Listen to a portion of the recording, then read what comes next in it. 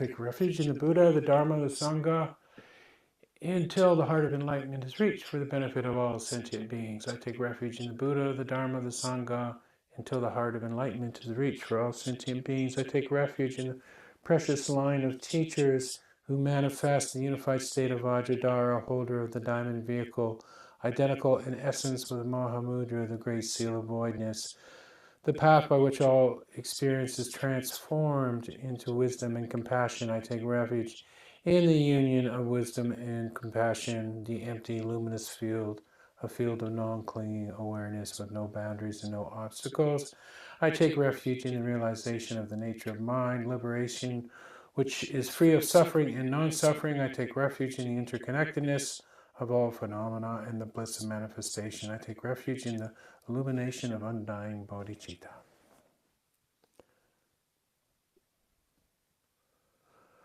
Okay, so just talking about sharing it with you people, it's made me a little bit emotional, but that's the way it is.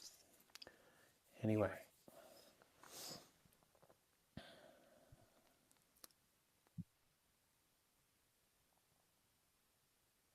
So this class, there won't be probably another class for a few weeks.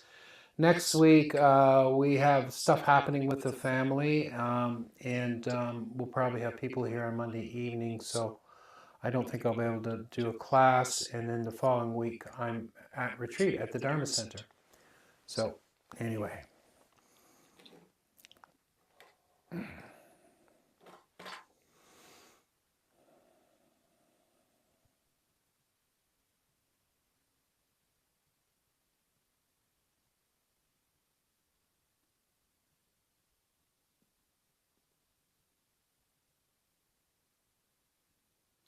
So, little Johnny is playing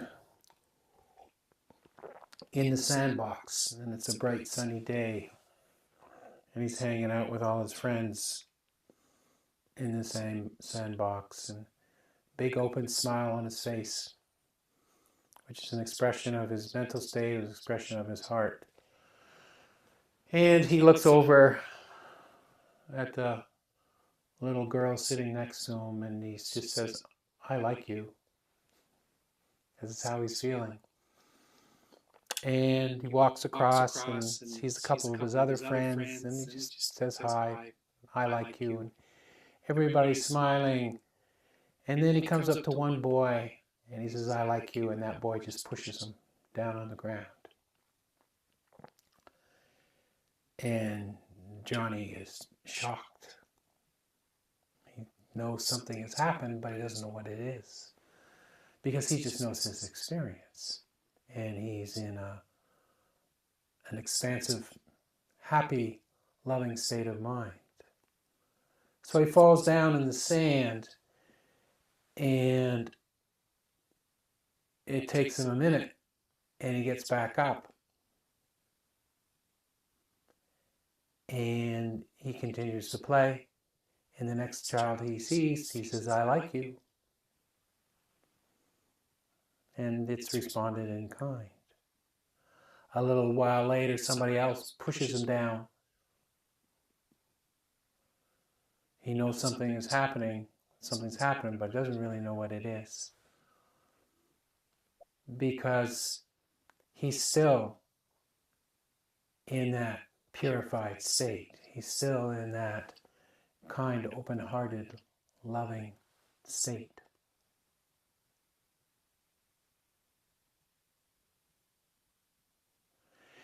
And in a way, that's what we're all trying to get back to. The beauty we see in a child, the joy we see in a child's eyes, the joy we see in a child's playfulness, the innocence, the preciousness, the love. It's all right there.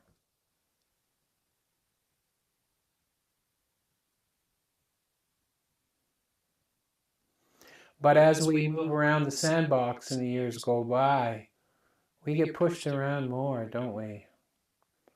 Our hearts get bruised. The experiences of life Experiences of life hit us. Things happen.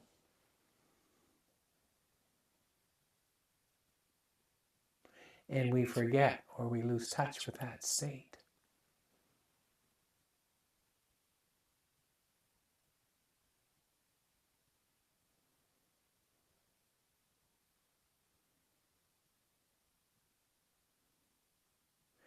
And what we are doing here, why you are here, if I may speak for you, is because we all know, we all intuit that innate purity that is within us. We sometimes call it Buddha nature. Everybody has it.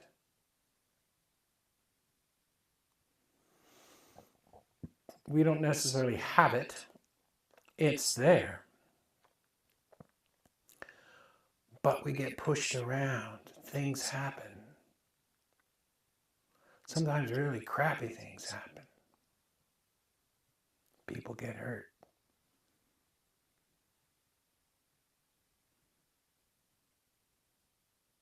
Events happen.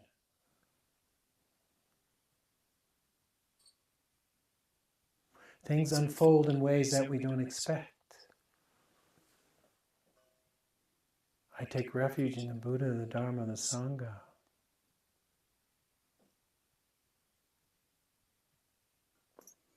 So we establish ourselves in this. But the thing is, and I like to say, we're in it for the long game. We establish ourselves in it. But we get knocked down. Things happen. Some things happen. And who in this room doesn't know this? Some things happen that really hurt, that are really sad, that are unexplainable.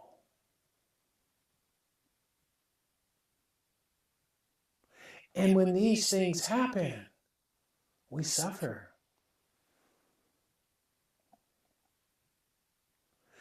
You can't, unless you're a Buddha, for most of us, we can't say, well, I'm just going to rest in my Buddha nature and let this happen. One of the things is we get lost in this idea of this. But sometimes when stuff comes up, we just have to sit in it.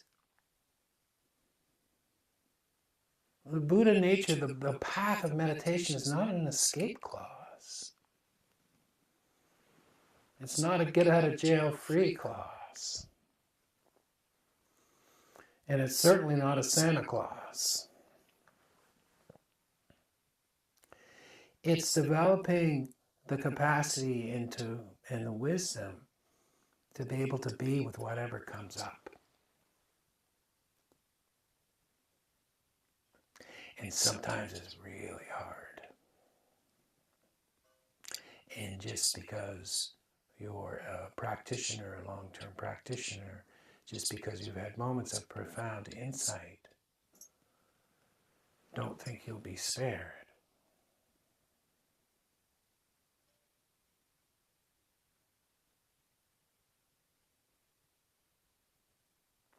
So when the difficult situation does come up, when the difficult emotional situation does come up, do we have enough faith in our underlying essence, however we see that? Do we have an actual experience, an actual faith in the truth of that?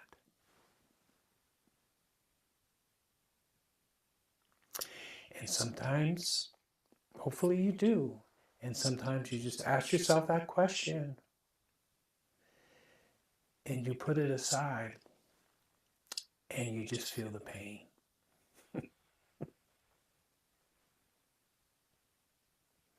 You just sit there and you be with it.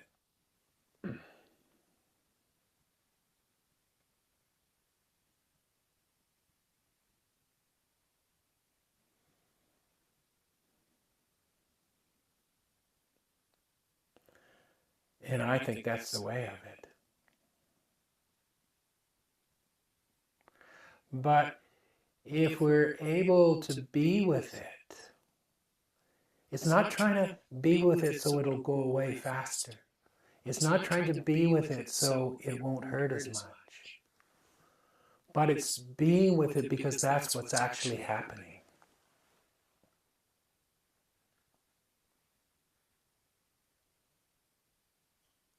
This is what's happening.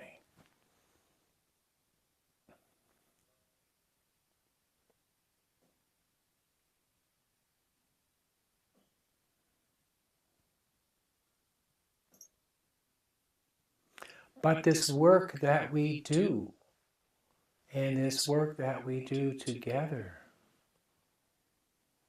we're creating an underlying foundation that will never leave you.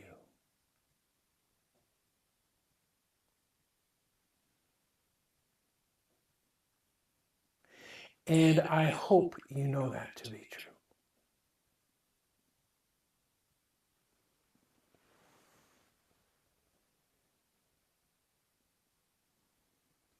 And if you're on the fence about it, keep practicing.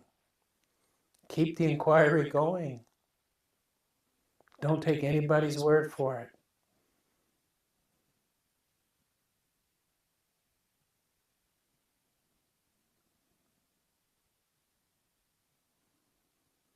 And take advantage of your time and your health.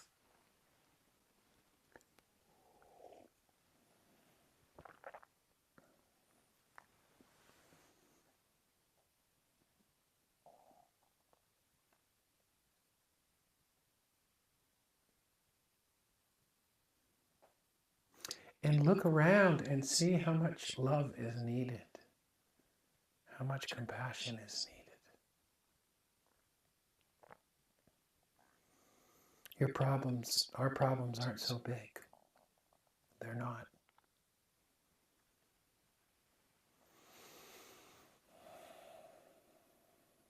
You don't have to look far to see the truth of that.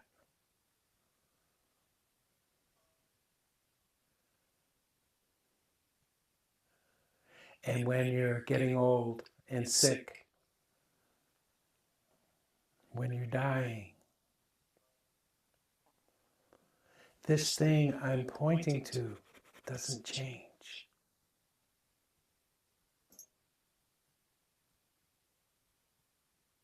The importance of it, and sometimes the clarity of it,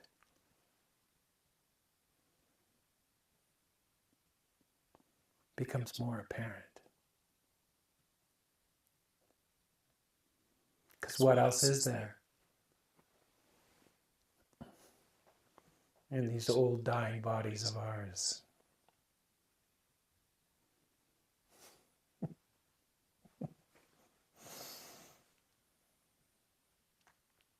There's this.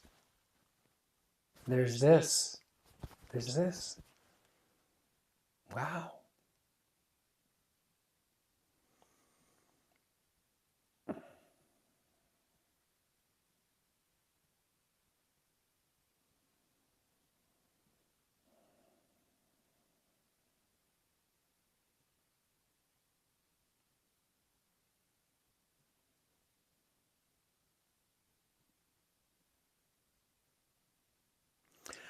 I was in the intensive care unit, in the paediatric intensive care unit in the London hospital. And it's like a little pod off in this room, and there's maybe 7 rooms, and each room is a child who is fighting for his life. And with each child, there's a family.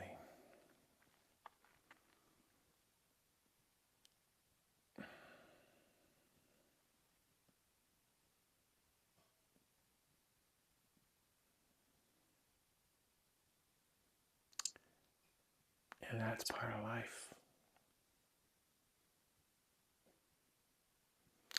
Also in those rooms were a tremendous amount of skill and courage and prayer and love.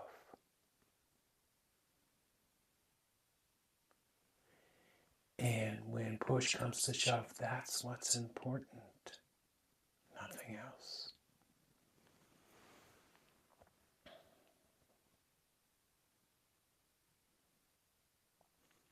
It's a very, very funny experience to be spending time in that space, and then you go out into the world and nobody's aware of that, right? I'm certainly not. And everybody's just going about their day, getting upset because they have to stand too long in line for their coffee. You know?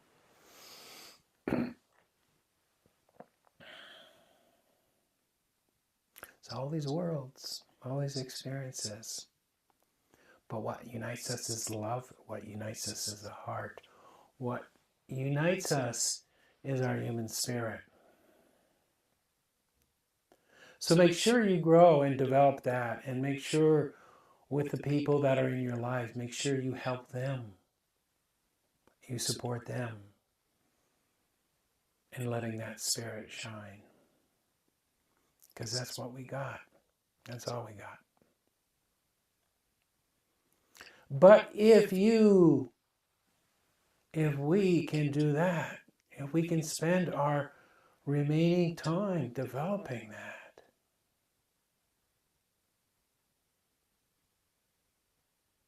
what a gift.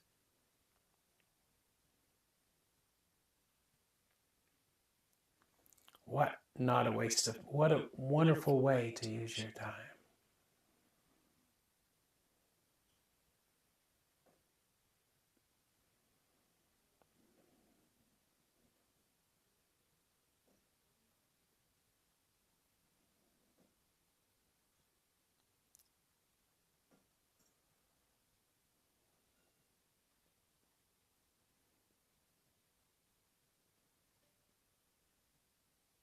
So let the little boy or the little girl in the sandbox, let them stand back up and turn around to the next person and say, I like you. I like you.